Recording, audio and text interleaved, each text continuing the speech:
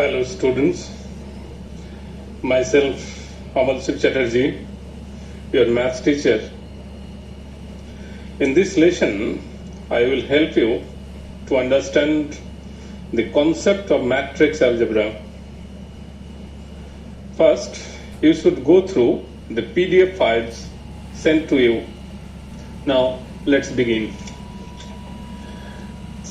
If you go through page 1, matrix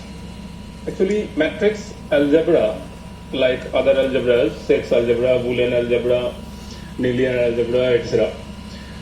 In algebra, there are three important parts. First one, that is elements. Second one, that is some operations.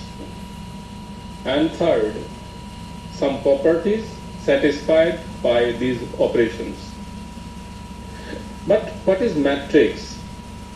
First of all, matrix is an arrangement and a rectangular or square arrangement of some elements. These elements may be imaginary or real, but it's strictly an arrangement. It has no definite value. In your page 1, if you see carefully, set of elements, 6 elements, is arranged in 2 rows and 3 columns.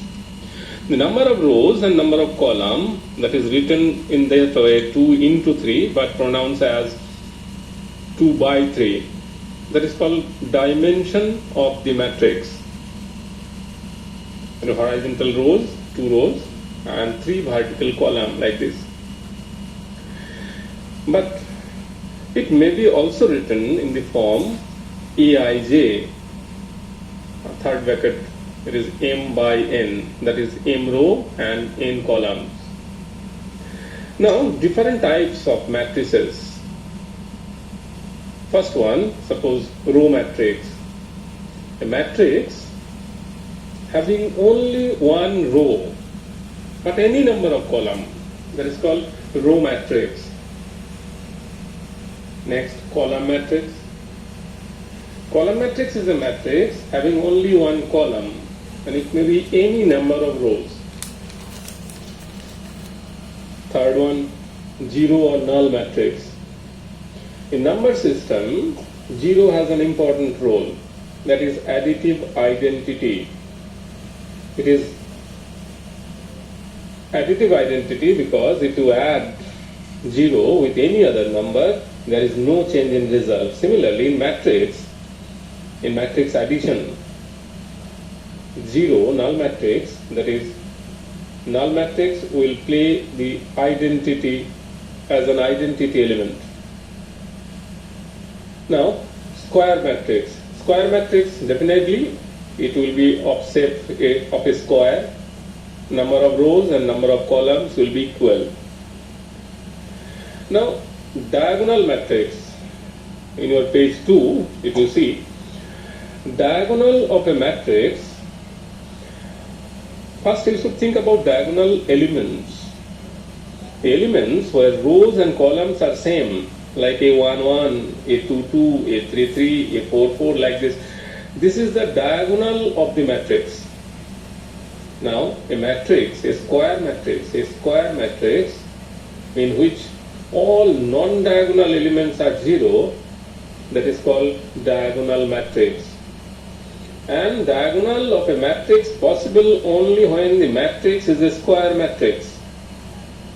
Diagonal of a rectangular matrix does not exist. And different type of presentation of diagonal matrix, that is written in your page 2. Now, 2 types of diagonal matrix are there. One is scalar matrix and another is unit matrix. Scalar matrix means a diagonal matrix in which diagonal elements are equal. And unit matrix, it is also a diagonal matrix, but diagonal elements are equal to 1. Actually, it is also called unit matrix.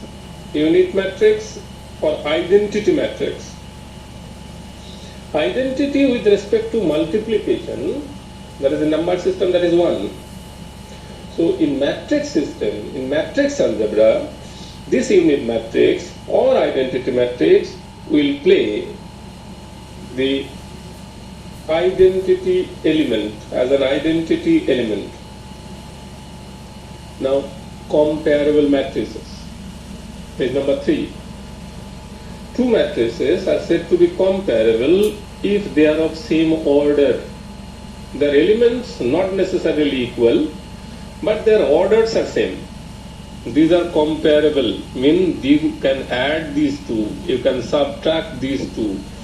Like terms in algebra, it is concept of like terms in algebra. Equal matrices are those matrices which are comparable, mean their orders are same, as well as their elements, corresponding elements, are also equal. It is in your page number 3. Now, operation on matrices. First two operations we will discuss: addition of matrices and subtraction of matrices. It is possible only when they are comparable. So if A is a matrix Aij of order m by n and B is another matrix Bij of m by n order, then you can add these two. A plus B will be a matrix whose elements will be Aij plus Bij, but the corresponding elements will be added. An example is also given there. It will be clearly understood, A plus B and A minus B. But these operations, addition and subtraction, will satisfy some properties like associative property, commutative property, and also it is called identity property. A plus null matrix is equal to null matrix plus A plus is equal to A. Now go to page number 4. Another proportion, that is scalar multiplication,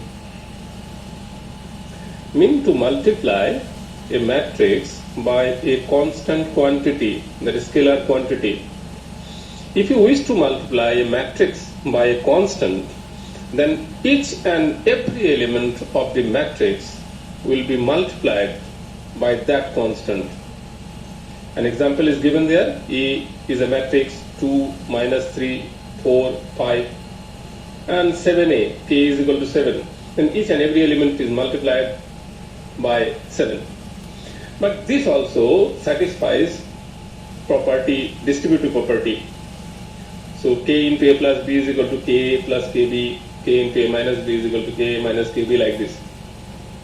Now the most important part is matrix multiplication. Page number 4.